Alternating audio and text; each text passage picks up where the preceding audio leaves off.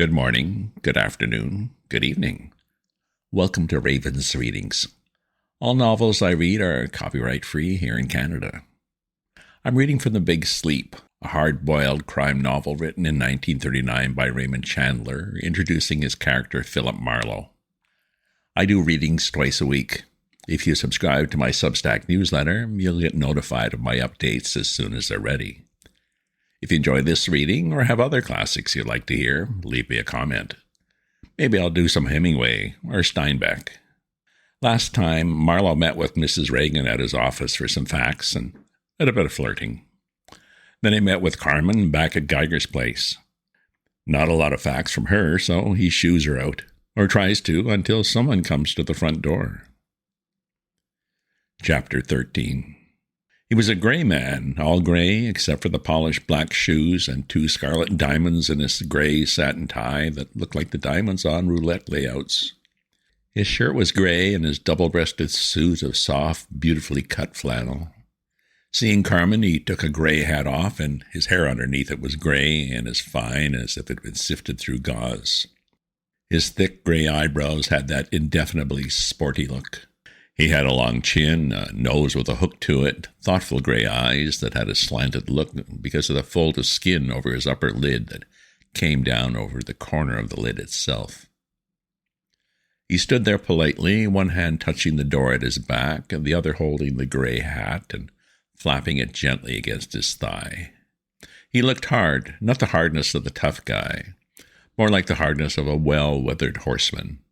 But he was no horseman. He was Eddie Mars, the club owner. He pushed the door shut behind him and put that hand in the lap-seam pocket of his coat and left the thumb outside to glisten in the rather dim light of the room. He smiled at Carmen. He had a nice, easy smile. She licked her lips and stared at him. The fear went out of her face. She smiled back. "Excuse the casual entrance," he said. "The bell didn't seem to rouse anybody. Is Mr. Geiger around?" I said, "No, we don't know just where he is. We found the door a little open. We stepped inside." He nodded and touched his chin with the brim of his hat. "You're friends of his, of course?" "Just business acquaintances," I said. "We dropped in for a book." "A book, eh?" He said that quickly and brightly, and I thought a little slyly, as if he knew all about Geiger's books. Then he looked at Carmen again and shrugged. I moved towards the door. "We'll trot along now," I said. I took hold of her arm. She was staring at Eddie Mars. She liked him. "Any message if Geiger comes back?" Eddie Mars asked gently. "Oh, we won't bother you." "That's too bad," he said with too much meaning. His grey eyes twinkled and then hardened as I went past him to open the door. He added in a casual tone, "The girl can dust. I'd like to talk to you a little, soldier." I let go of her arm and gave him a blank stare. "Kidder, eh?" he said nicely. "Don't waste it. I've got 2 boys outside in a car that always do just what I want them to." Carmen made a sound at my side and bolted through the door. Her steps faded rapidly downhill. I hadn't seen her car, so she must have left it down below. I started to say, "What the hell?" "Oh, skip it," Eddie Mars sighed. "There's something wrong around here. I'm going to find out what it is. If you want to pick lead out of your belly, get in my way." Well, I said, "a tough guy." "Only when necessary, soldier," he said. He wasn't looking at me anymore. He was walking around the room, frowning, not paying any attention to me. I looked out above the broken pane of the front window. The top of a car showed over the hedge. Its motor idled.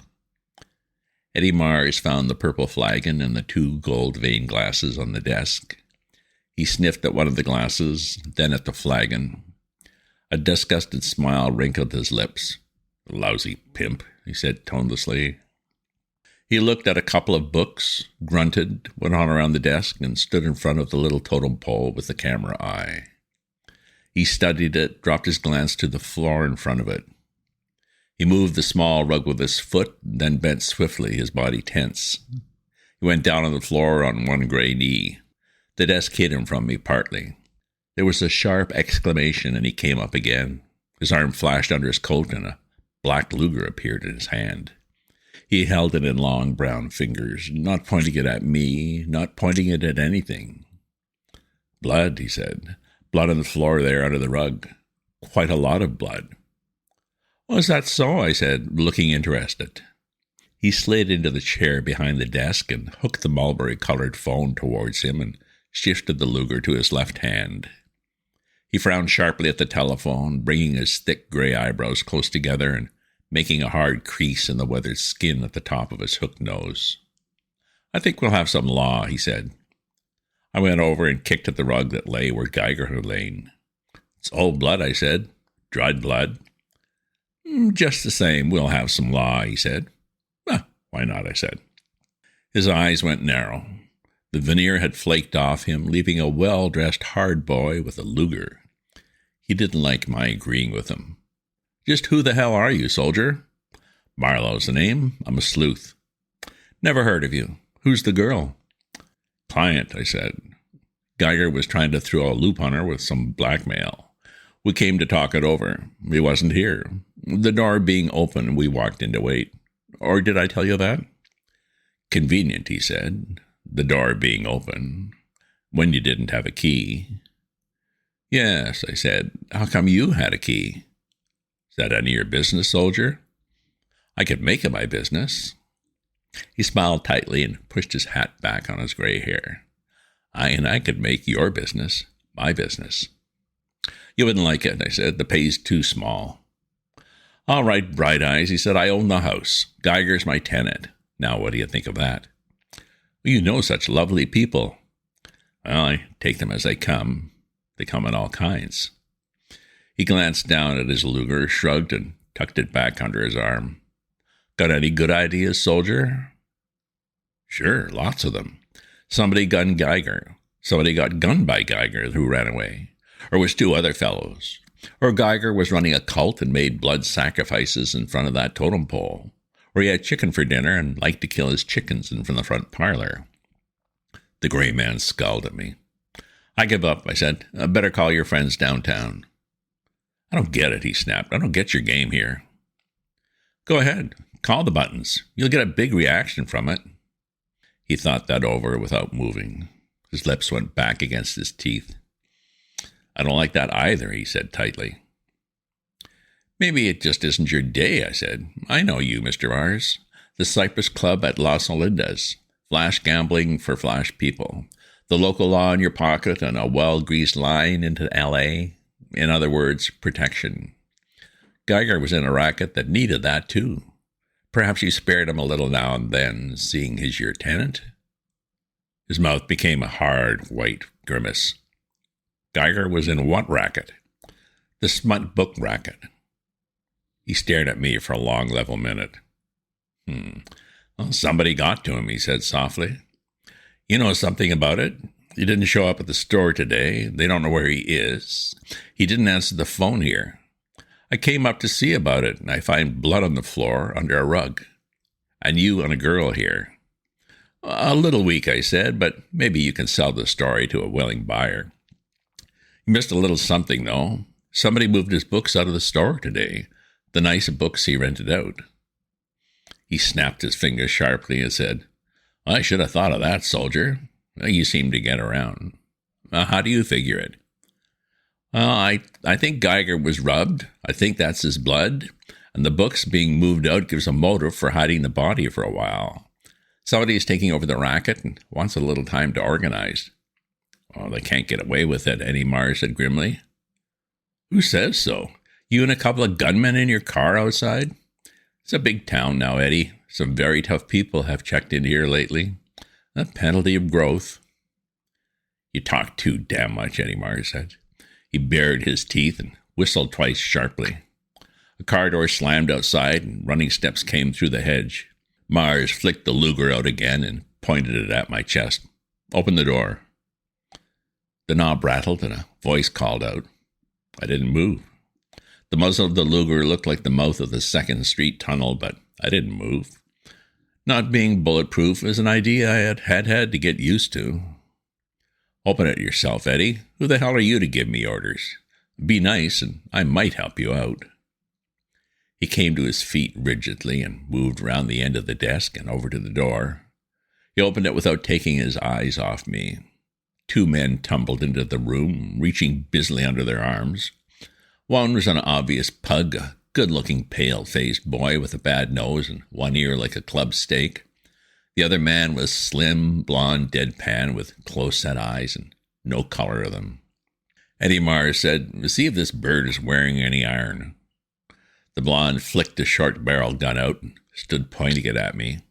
The pug sidled over flat-footed and felt my pockets with care. I turned around for him like a bored beauty modeling an evening gown. "No gun," he said in a burry voice. "Find out who he is." The pug slipped a hand into my breast pocket and drew out my wallet. He flipped it open and studied the contents. "Name's Philip Marlow, Eddie. Lives at the Hobart Arms on Franklin. Private license, deputy's badge and all. A Seamus." He slipped the wallet back in my pocket and slapped my face lightly and turned away. "Beat it," Eddie Mars said. The 2 gunmen went out again and closed the door. There was the sound of them getting back into the car. They started its motor and kept it idling once more. "All right, talk," Eddie Mars snapped. The peaks of his eyebrows made sharp angles against his forehead. "I'm not ready to give out," I said. "Killing Geiger to grab his racket would be a dumb trick, and I'm not sure it happened that way, assuming he has been killed. But I'm sure that whoever got the books knows what's what, and I'm sure that the blonde lady down at his store is scared batty about something or other. And I have a guess who got the books." "Who?" "That's the part I'm not ready to give out. I've got a client, you know." He wrinkled his nose. He chopped it off quickly. "I expected you would know the girl," I said. "Who got the books, soldier?" "Not ready to talk, Eddie. Why should I?" He put the Luger down on the desk and slapped it with his open palm. "This," he said, "and I might make it worth your while." "That's the spirit," I said. "Leave the gun out of it. I can always hear the sound of money. How much are you clinking at me?" "For doing what?" "Well, what did you want done?" He slammed the desk hard. "Listen, soldier, I ask you a question and you ask me another. We're not getting anywhere. I want to know where Geiger is for my own personal reasons. I didn't like his racket and I didn't protect him. I happen to own this house. I'm not so crazy about that right now. I can believe that whatever you know about all this is under glass, or there would be a flock of Johns squeaking sole leather around this dump. You haven't got anything to sell. My guess is you need a little protection yourself. So cough up." Well, it was a good guess, but I wasn't going to let him know it. I lit a cigarette and blew the match out and flicked it at the glass eye of the totem pole. "You're right," I said. "If anything has happened to Geiger, I'll have to give what I have to the law, which puts it in the public domain and doesn't leave me anything to sell. So with your permission, I'll just drift." His face whitened under the tan. He looked mean, fast, and tough for a moment. He made a movement to lift the gun. I added casually, "By the way, how is Mrs. Mars these days?" I thought for a moment I'd kidded him a little too far. His hand jerked at the gun, shaking. His face was stretched out by hard muscles. "Beat it," he said quite softly. "I don't give a damn where you go or what you do when you get there. Only take a word of advice, soldier. Leave me out of your plans, or you wish your name was Murphy and you lived in Limerick." "Well, that's not so far from Clonmel," I said. "I hear you had a pal came from there." He leaned down on the desk, frozen-eyed, unmoving. I went over to the door and opened it and looked back at him.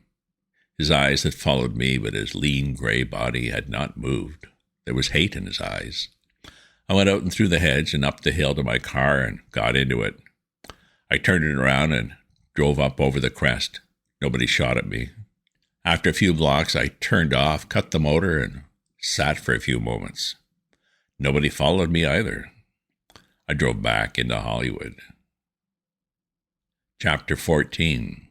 It was 10 minutes to 5 when I parked near the lobby entrance of the apartment house on Randall Place. A few windows were lit and radios were bleating at the dusk. I rode the automatic elevator up to the 4th floor and went along a wide hall carpeted in green and paneled in ivory. A cool breeze blew down the hall from the open screen door to the fire escape. There was a small ivory push button beside the door marked 405. I pushed it and waited what seemed a long time. Then the door opened noiselessly, about a foot. There was a steady, furtive way in the way it opened. The man was long-legged, long-waisted, high-shouldered, and he had dark brown eyes and a brown, expressionless face that had learned to control its expressions long ago.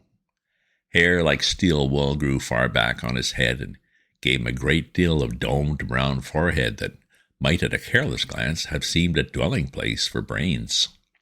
His somber eyes probed at me impersonally. His long, thin brown fingers held the edge of the door. He said nothing. I said, "Geiger?" Nothing in the man's face changed that I could see.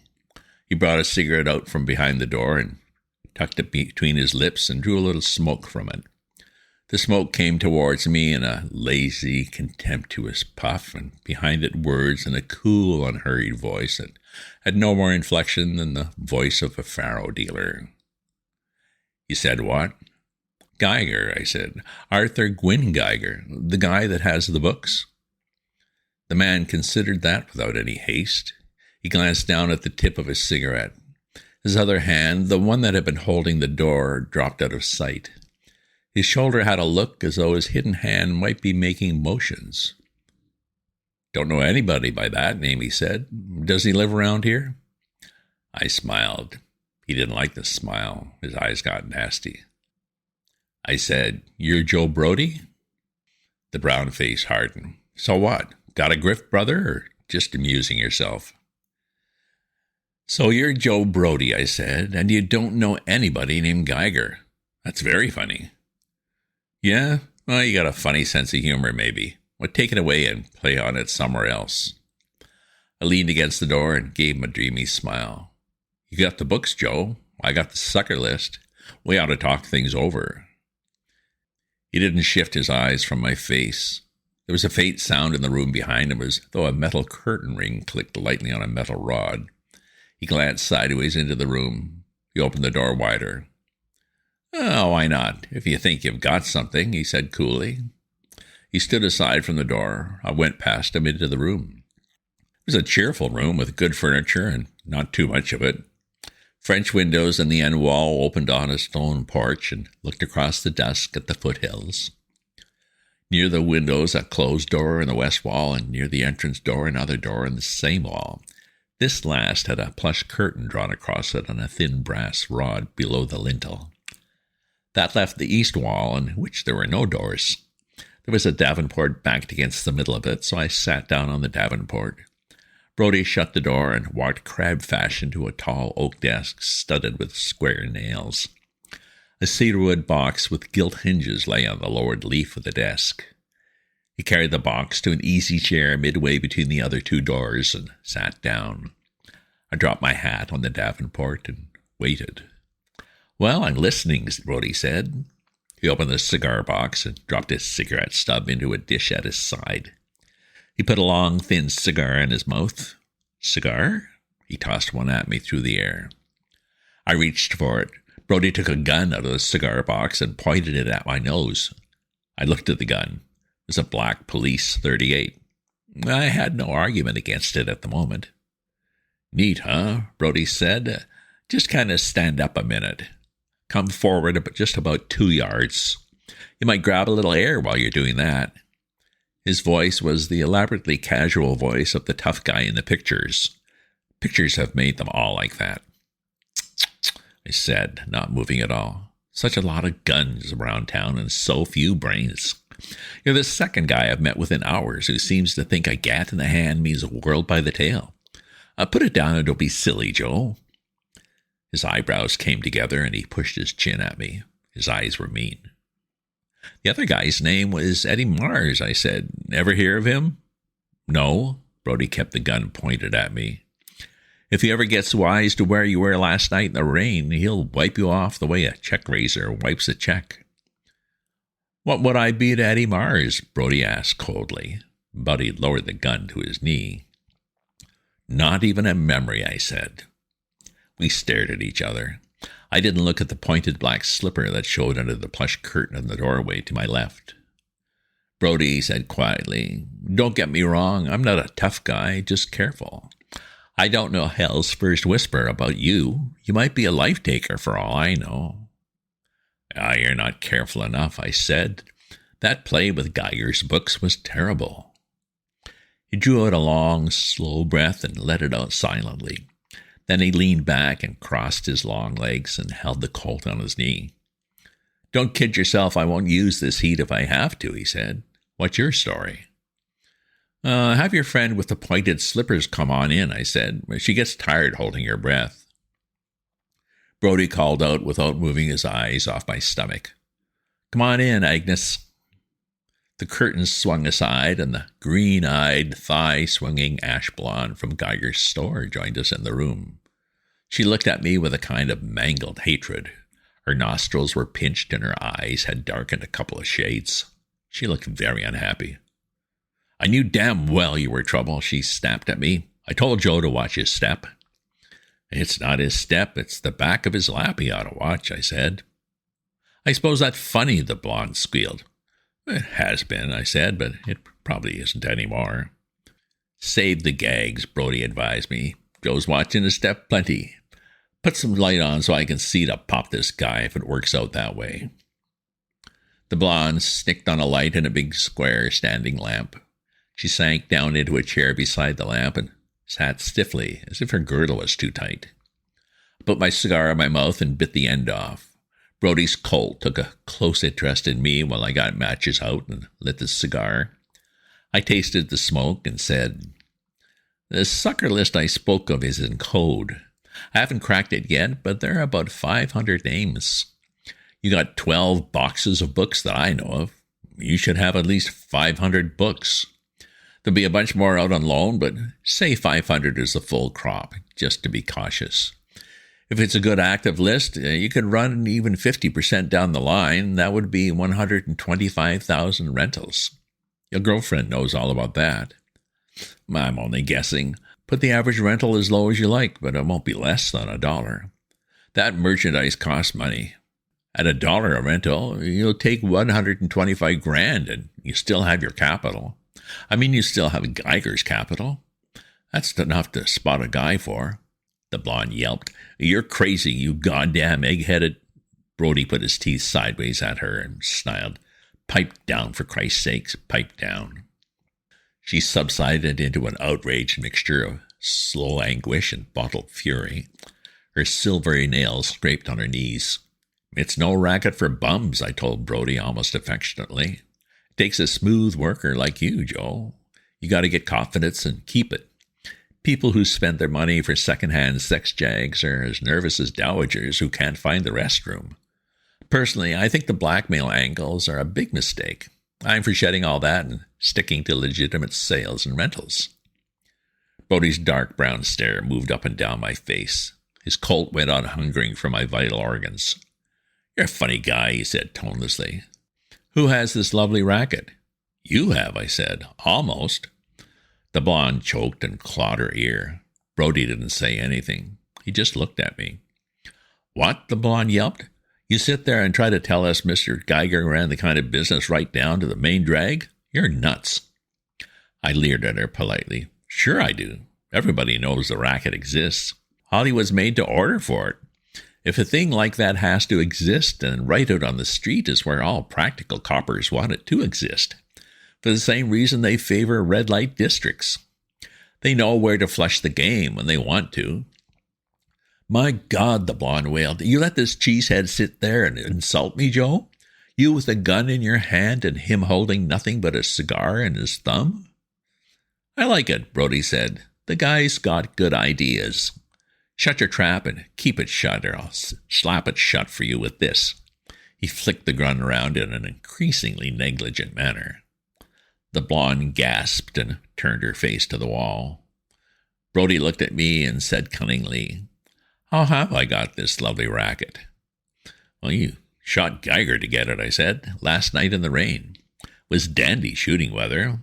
The trouble is, he wasn't alone when you whiffed him. Either you didn't notice that, which seems unlikely, or you got the wind up and lammed. But you had nerve enough to take the plate out of his camera, and you had nerve enough to come back later on and hide his corpse, so you could tidy up on the books before the law on you and had a murder to investigate. Yeah, said Brady contemptuously. The Colt wobbled on his knee. His brown face was as hard as a piece of carved wood. You take chances, mister. It's kind of goddamn lucky for you I didn't bob Geiger. You can step off for it just the same, I told him cheerfully. You're made to order for the rap. Brody's voice rustled. Think you got me framed for it? Positive. How come? There's somebody who'll tell it that way. I told you there was a witness. Don't go simple on me, Joe. He exploded then. That goddamn little hot pants, he yelled. She would, goddamn her. She would. Just that. I leaned back and grinned at him. Swell. I thought you had those nude photos of her. He didn't say anything. The blonde didn't say anything. I let them chew on it. Brody's face cleared slowly with a sort of grayish relief. He put the Colt down on the end table beside his chair, but kept his right hand close to it. He knocked ash from his cigar on the carpet and stared at me with eyes that were a tight shine between narrowed lids. I guess you think I'm dumb, Brody said. Just average, I said, for a grifter. Get the pictures. What pictures? I shook my head. Wrong play, Joe. Innocence gets you nowhere. You were either there last night, or you got the nude photo from somebody that was there. You knew she was there because you had your girlfriend threaten Mrs Regan with a police rap. The only ways you could know enough to do that would be by seeing what happened or by holding the photo and knowing where and when it was taken. Cough up and be sensible. I'd have to have a little dough, Brody said. He turned his head a little to look at the green-eyed blonde. Not now green-eyed and only superficially a blonde. She was as limp as a fresh-killed rabbit. No dough, I said. He scowled bitterly. How'd you get to me? I flicked my wallet out and let him look at my buzzer. I was working on Geiger for a client. I was outside last night in the rain. I heard the shots. I crashed in. I didn't see the killer, but I saw everything else. And kept your lip button, Brody sneered. I put my wallet away. Yes, I admitted, up till now. Do I get the photos or not? About these books, Brody said. I don't get that. I tailed them here from Geiger's store. I have a witness. That punk kid? What punk kid? He scowled again. The kid that works at the store. He skipped out after the truck left. Agnes don't even know where he flops. That helps, I said, grinning at him. That angle worried me a little. Either of you ever been in Geiger's house before last night? Not even last night, Brody said sharply. So she says I gunned him, eh? Well, with the photos in hand, I might be able to convince her she was wrong.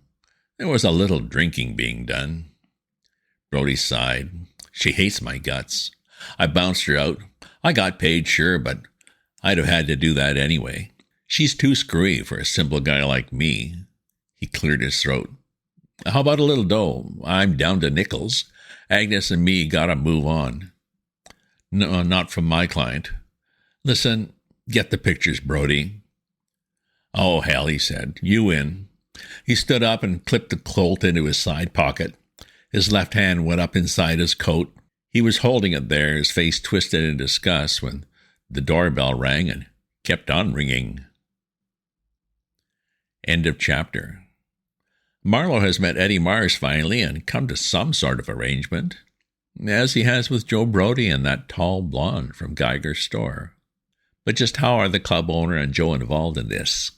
Once again, we have a mysterious person at the door. Is it Eddie again? Or do we finally meet Rusty Regan? If you subscribe to my newsletter, you'll get notified of my updates as soon as they're ready. If you enjoy this reading or have other classics you'd like to hear, leave me a comment. Check out my other posts on my Substack at ravensview.substack.com. And remember to share this with your friends. Ta-ta for now.